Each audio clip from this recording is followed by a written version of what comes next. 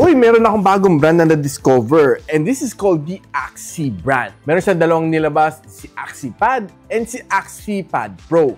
Both of them are really budget device and I'll tell you in this video kung bakit nga ba mo kailang piliin ito for this coming school opening. And sasabihin ko na rin sa inyo, kamusta ang kanyang performance as well. And I'm pretty sure magugulat din kayo sa kanyang price reveal. So tara, pag-usapan natin after this quick intro.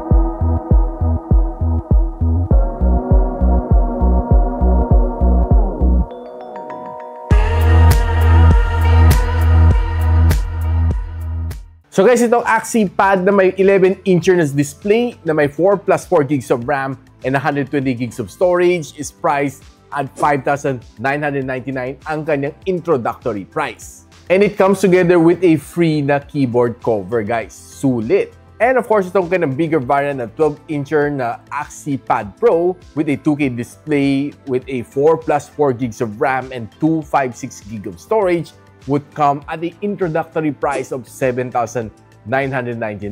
At the moment, mabibili mo lang to sa TikTok Shop. So check mo yung link sa aking description box para sa kanyang official link and para ma-avail nyo ang early bird promo.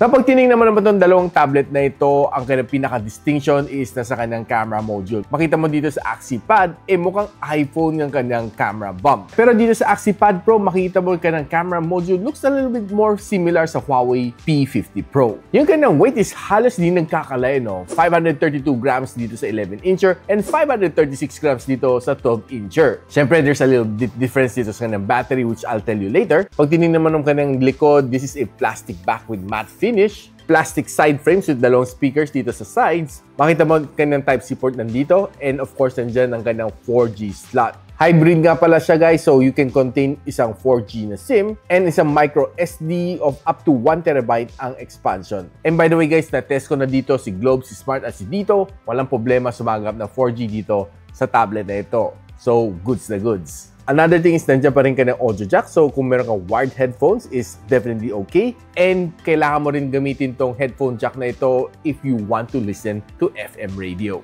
And by the way, meron pala siyang built-in na FM app. One thing to like sa kanyang display is quite symmetrical ka ng bezel, though medyo makapal siya ng konti. But yung kanyang display is not so bad. Now, both of this tablet is being powered by the Unisoc na T606. It's a budget performer and tinry ko naman itakbo ang Antutu benchmark on both of these devices. Dito sa Axie Pad, 212,000 points. And dito sa Axie Pad Pro, it got a 216,000 points, which is just a few lang ang kanyang difference. Ito ang score naman nakuha ko sa Wildlife Extreme. Halos same lang sila pareho. Ito ang score na nakuha ko sa Geekbench, kanang CPU benchmarking. Ito naman sa kanang GPU benchmarking. Halos same lang sila. Tinest ko rin ang kanang read and write speed. Meron sa 300 Mbps sa kanang read speed and 200 Mbps ang kanang write speed. Now, pag tingnan mo naman kanang thermals, okay naman kanang thermals and it throttled to 88% na kanang best performance. Napag-usapan natin kanyang battery. Both of this device has 8,800 mAh of battery. It comes together with a 10 watts charger. Pero you can always use another charger from Ugreen and it can support up to 18 watts na fast charging. Well, actually, it's not fast charging. It's just parang norm ng 18 watts these days. For me, personally, para sabihin mo lang fast charge, at least it should be mga 36 watts and above since it's already 2025 na. Now, niran ko naman ang kanyang PC Mark na battery stress test on both of this device. Tinry ko lang tingnan kung gaano ka-okay ang kanyang battery endurance. Dito sa Axie Pad, yung kanyang 11-incher, it got me 7 hours na screen on time. And dito sa Axie Pad Pro, it got me 9 hours and 33 minutes na screen on time. Pansin ko, parang mas makunat tong kanyang 12-incher na tablet. Despite being a bigger screen, parang mas matipid nga siya, which to my surprise. And by the way, both of these devices are tested under 50% brightness and 60 Hz screen refresh rate. Now, since both of these devices has dual speakers, both nandito sa sides, no, sa up and sa down niya, pakinggan na natin, no, and na-test ko na both of these devices together and halos hindi nagkakalayo ka ng sound. So, let's try this one out.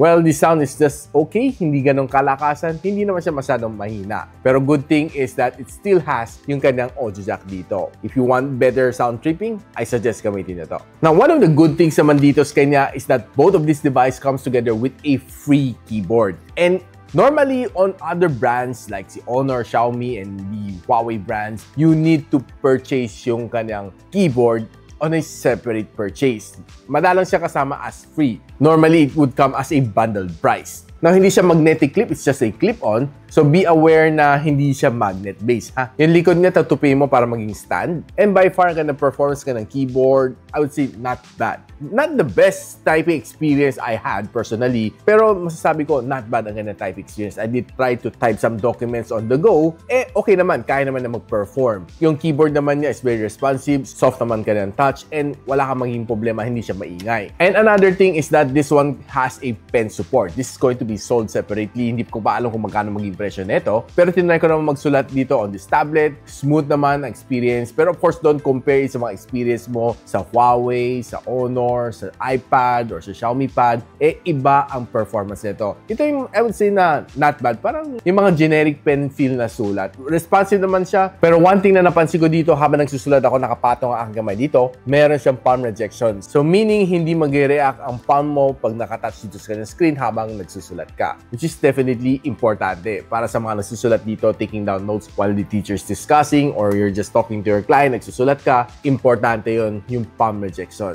And another thing na napansin ko dito habang nagsusulat ako dito sa pen, tinry ko yung ginagawa ko sa iPad, no? Yung pressure sensitive ko, dinidiinan mo, kakapal ang sulat mo, kung ginagaanan mo, mas manipis ang sulat mo. And it works dito sa Axi Pen, which to my surprise, at this price point, kaya niyang makita sa atin na pressure sensitive din siya. Good job on that.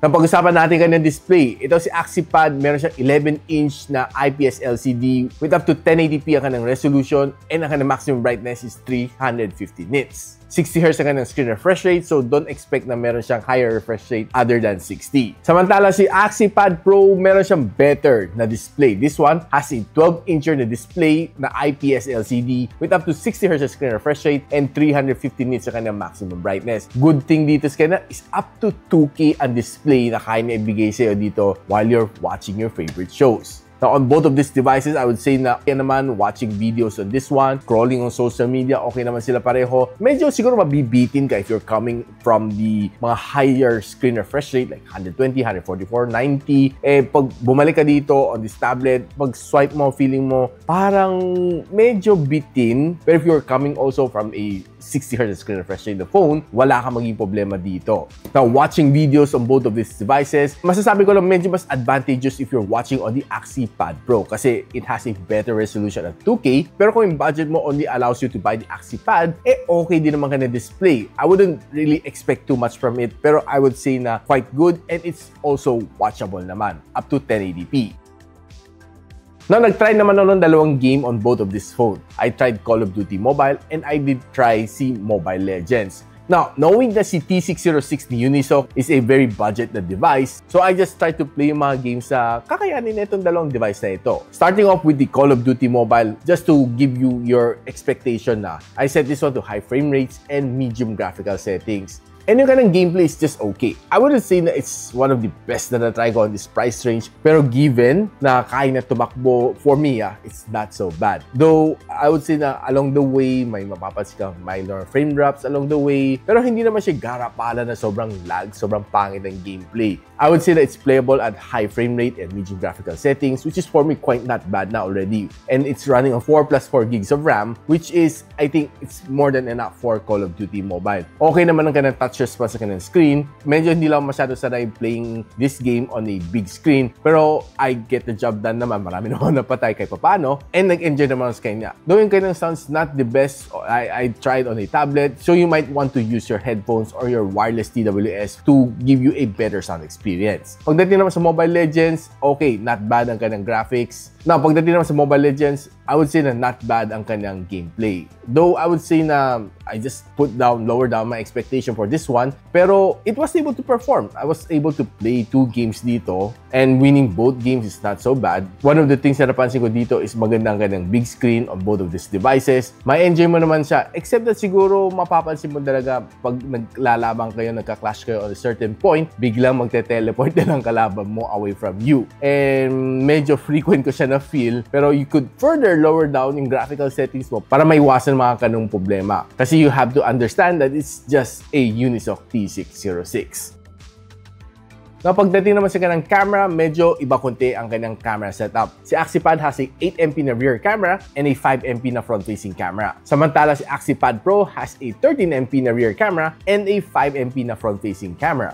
So here are some samples na nakuha natin on both of these devices. Dito naman sa AxiPad Pro, I would say na I was able to get a little bit better shots compared sa AxiPad. Given that it has a higher megapixel count, it was able to give me those extra little details na gusto kong ma-capture on a camera. And I would say na it was able to give me a little bit better shots compared sa kanang kapatid na AxiPad. Pero pagdating naman sa kanang front-facing camera, I would say it's just exactly the same. So guys, since alam ko naman na you would most likely be using itong kanyang front-facing camera for video conferencing or video voice calling, try ko pakita sa inyo ang performance using kanang camera sa harap plus yung kanang microphone. Here goes. Hi guys, I'm si Richmond ng Gadget Sidekick and I'm right now recording the front-facing camera of the AxiPad and the AxiPad Pro, and this is recorded under 1080p and 30 fps na video resolution. So also recording using the default microphone. What can you say about the quality of this shot? So yun guys, nakita mo na ang performance on both of these devices. And gusto ko lang pakita sa inyo no, na both of these devices has their own NTC na approval na certificate and it's also Google certified. Plus meron din siyang badge from TikTok Shop which makes this tablet from Axie legit na legit. So tatanungin niyo siguro sa akin kung kamusta naman to compared sa Hangzhong. I would say na guys, si Hangzhong is definitely a scam na tablet.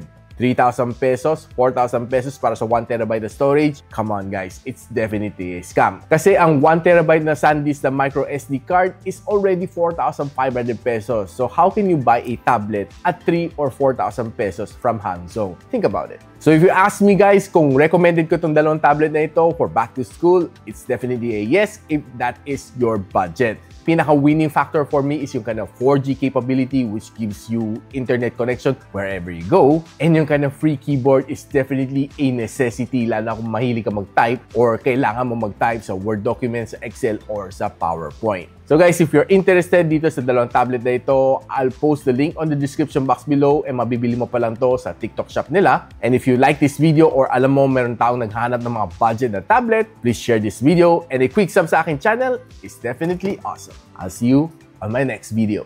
And so, ako para si Richmond and you're watching Gadget Sidekick. Like and subscribe to my channel. Don't forget to hit that notification bell.